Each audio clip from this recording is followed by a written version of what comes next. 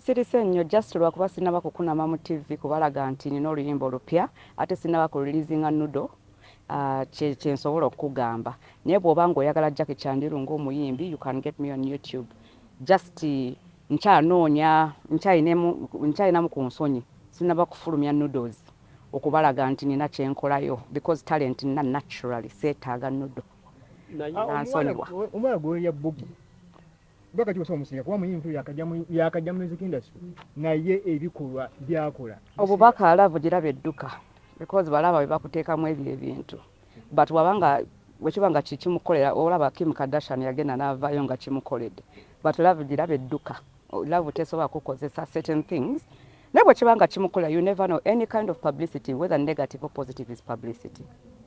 It's now a trend okubanga noodles zifuluma. Bw'olina gwali okasindikiddeko. Nze nudo sisobola ne bw'ozinyira ku mpiso ekyo sisobola kikola. Nedda just ku muntu ansaba nudo si muzadde wange si maama wange si taata wange nti agenda kuswala bwe bange efulumye bw'oba owulira oyagala kulaba nze mu nudo mu HD nkwana bulungi nkutwale mu kisengo ojja kifuna mu HD nga amasimu tegaliiko toyina gy'ogenda okufuna yes nja gikuba mu full swing buli ango gy'oyagala naye nga sikuweereza nudo onansonyiwa. Naye emabegako ebintu bino ebya stand byabangawo mwabikolanga namwe? Tetwabikola because talent we have actually. Tebalina talent abikola. Sina kyenjogedde nti tebalina talent. Just you never know. This world is ensi engeri gyekukubamu so you just never know. You never know what people have to do to remain relevant. Exactly. Abakola ki? Ebyo bizibu byabwe. Honestly speaking, obanga atalina magezi. That's the truth. I don't see why you have to take a video nti omuntu alina okusigala nga kutunulira yet alina access ewuwo gy'oli 24/7 kati video agyetaaga. What does he need a video for?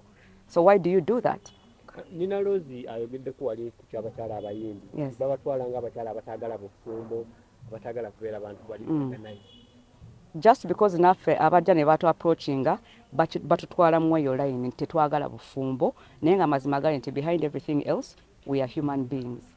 Twagala bufumbo twagala abantu batwagale from the bottom of their heart twagala kuzaala twagala kubeera n'amaka nga abantu tebatusonzeemu ki the people are not pointing at us saying this is the wrong person that's the wrong person.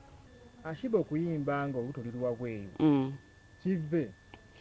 No, I don't think there's anything wrong. I think she's very proud of her pregnancy. I am very proud of her for being like that and being very bold about it. So okujjako nga abantu balina ekizibu buli omu ali entitled to their own opinion. So I believe she wanted to put something out there to show how proud she is of what it is because a better achievement muna si byangu munange. Atukusiyo nako muna okuvayo otukolere shonga oli lubuto tulaye ku lubuto nga oyenza Katonda nti oli lubuto. Well, okweyanza nsobola okukikola but well in that way I cannot because tuli bantu abali different. Nze ninamukowa ku nsonyi. Simanyi. I believe it is something extremely beautiful, but ekintu nze nganze I will have a fairly different way of showing it to the world.